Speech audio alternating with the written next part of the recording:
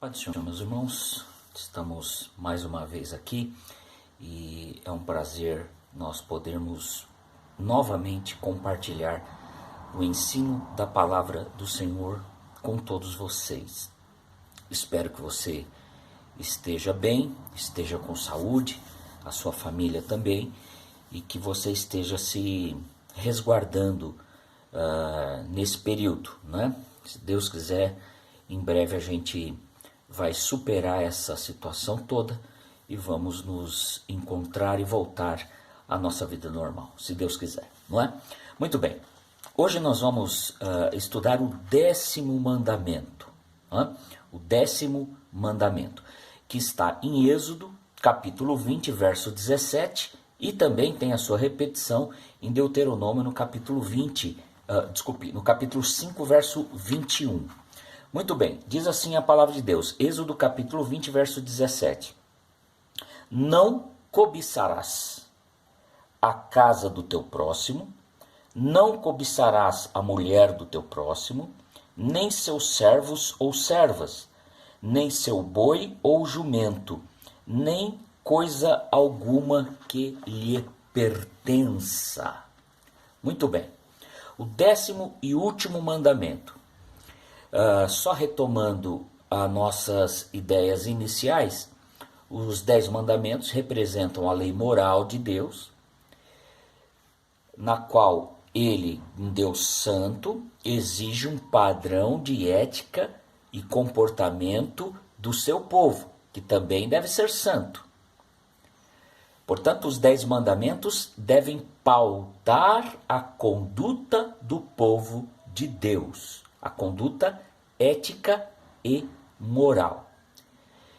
No último mandamento, trata da cobiça, Muito bem. Como nós vimos sempre trabalhando, cada um destes mandamentos, ele preserva um princípio, preserva um determinado valor, e no caso aqui especificamente, seriam as ambições erradas, segundo o professor Hans Reifler. O objetivo deste mandamento é proteger ou evitar, melhor dizendo, né, as ambições erradas, evitar as ambições erradas. Então, num sentido positivo, seria proteger um coração limpo, um coração puro, né? Muito bem. Então, o objetivo aqui é de inibir a cobiça de um modo geral, né? Embora o texto especifique aquelas questões, aqueles objetos, melhor dizendo, que não devem ser cobiçados, como, por exemplo, não cobiçarás a casa do teu próximo, a mulher do teu próximo, os servos ou servas, nem boi ou jumento, ou qualquer coisa que lhe pertença.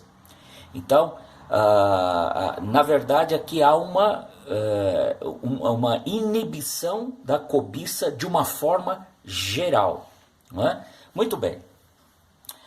Cobiça, ela é entendida nos dicionários de língua portuguesa, né, como a ambição, o desejo desmedido, o desejo incontrolável por poder, por influência, e no hebraico, o termo que é traduzido para o português como cobiça é uma palavra chamada shamed do hebraico. E de acordo com a teologia bíblica, essa cobiça, né, ou este shamed, que é traduzido para o português como cobiça, ela significa possuir no coração uma intenção oculta. Olha só, possuir no coração uma intenção oculta que mais tarde se manifesta em ações concretas de furto ou roubo. Portanto, é algo que está oculto no coração, ou seja, está lá nas intenções do coração, mas que em determinado momento pode se manifestar em ações concretas de furto ou roubo, ou seja, de tomar aquilo que é do outro, né? Tomar aquilo que é do outro. Muito bem. No grego, há algumas palavras que também são traduzidas no Novo Testamento como cobiça. Né? São várias palavras, mas não vamos citar uma a uma por uma questão de tempo, mas elas levam a um entendimento bastante semelhante. Né?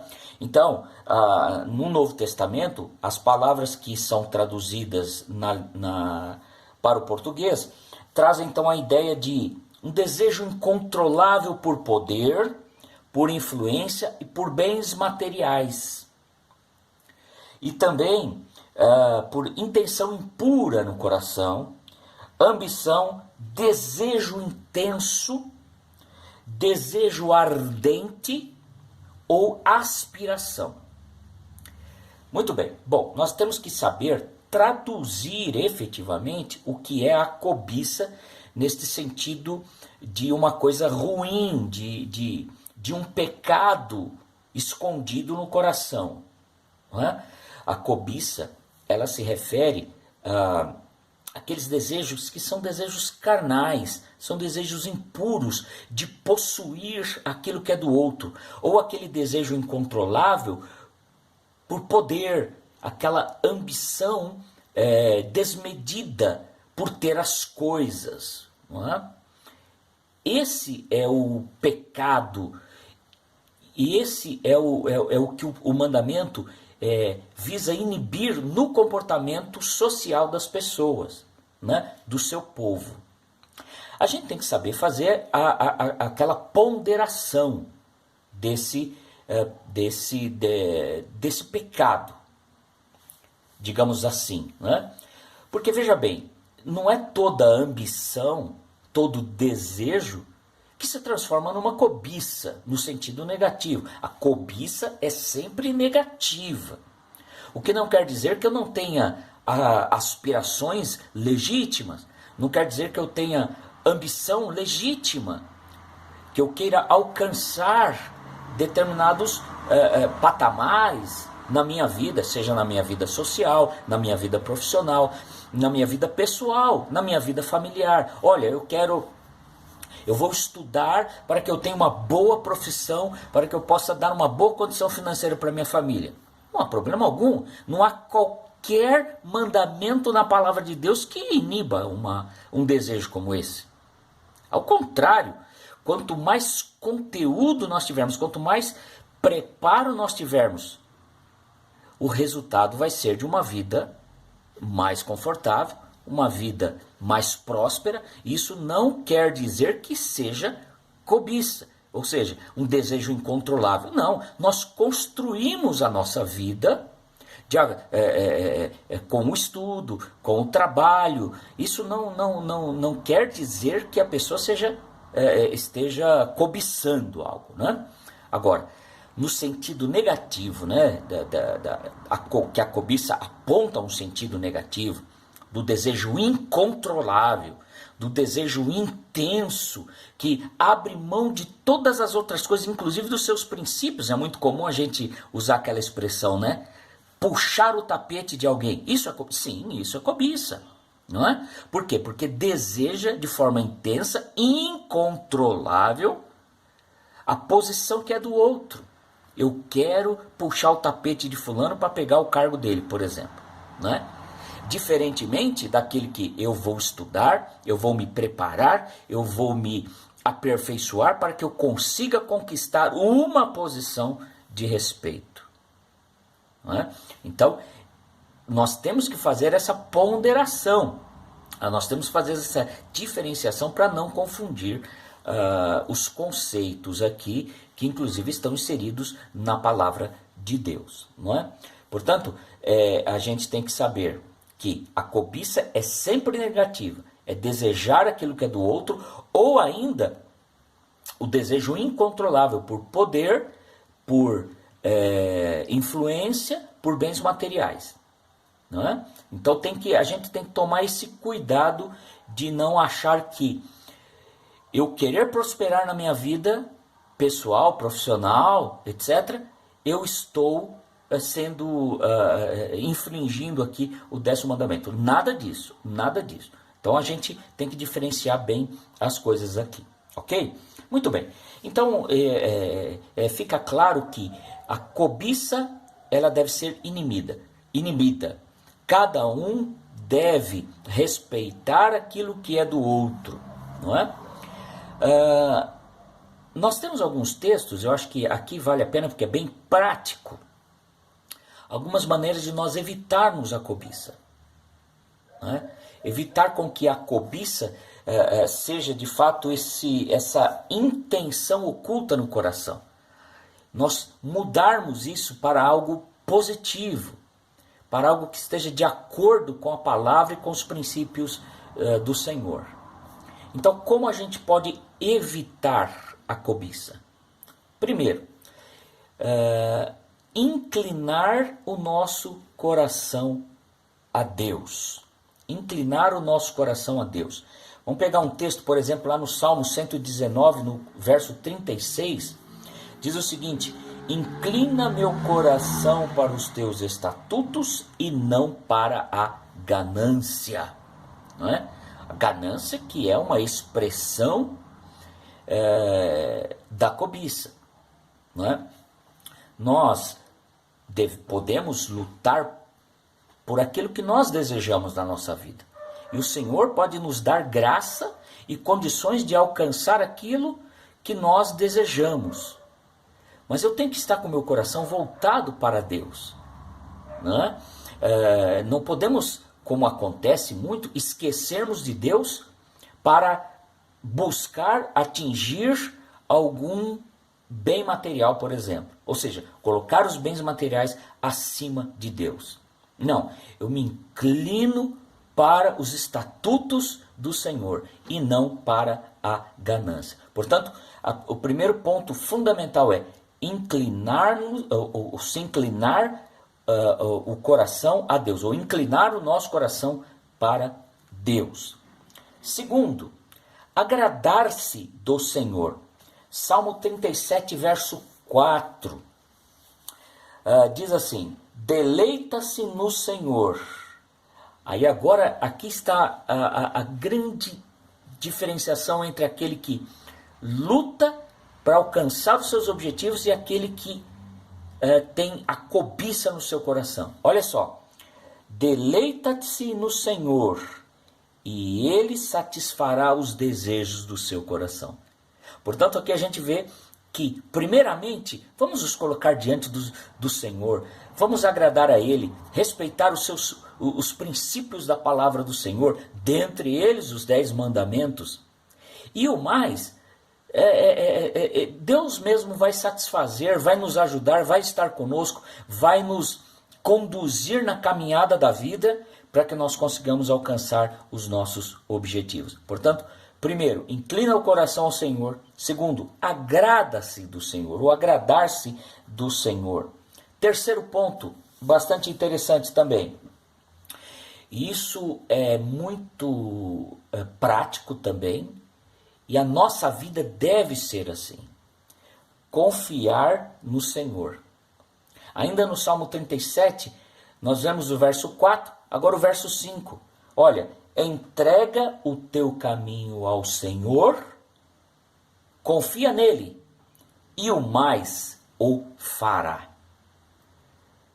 Então perceba que Deus não está alheio da nossa vida, ao contrário, no nosso dia a dia, seja na sua vida pessoal, na sua vida familiar, na sua vida profissional, nós precisamos confiar no Senhor, e o mais Ele o fará. Aquilo que está fora do nosso controle, Deus vai cuidar. Aquilo que está distante do nosso foco, aquilo que está distante das nossas condições pessoais, o mais Ele fará. Portanto, confia no Senhor. E quarto, e aqui é um ponto, digamos, essencial, é um ponto nevrálgico da questão da cobiça. Lembra, A cobiça, no sentido da teologia bíblica, ela é possuir no coração uma intenção oculta que mais tarde se manifesta em ações concretas de furto ou roubo. Então, se ela é uma intenção do coração e que está oculta, o remédio, digamos assim, mais essencial é manter o coração puro. E nesse sentido, vale lembrar o que o próprio Senhor Jesus, Deus sendo Deus, disse lá no capítulo 5, verso 8 de Mateus, no Sermão da Montanha. Né? Sermão da Montanha, que é considerado uma contracultura cristã, ou seja, o modo de viver do cristão. Né? Diz assim: bem-aventurados os limpos de coração, porque eles verão a Deus. Para evitar a cobiça, aquela intenção oculta de desejar o que é do outro, ou de desejar de forma incontrolável bens, poder, influência, bens materiais, manter o coração limpo, puro diante do Senhor. Por quê? Porque Ele cuida da nossa vida, Ele cuida de cada um de nós, Ele nos guarda de tudo e Ele nos abençoa na caminhada da vida. Eu devo sim me preparar, estudar, trabalhar com afinco, com honestidade, com correção para alcançar os meus objetivos na vida. Nunca querendo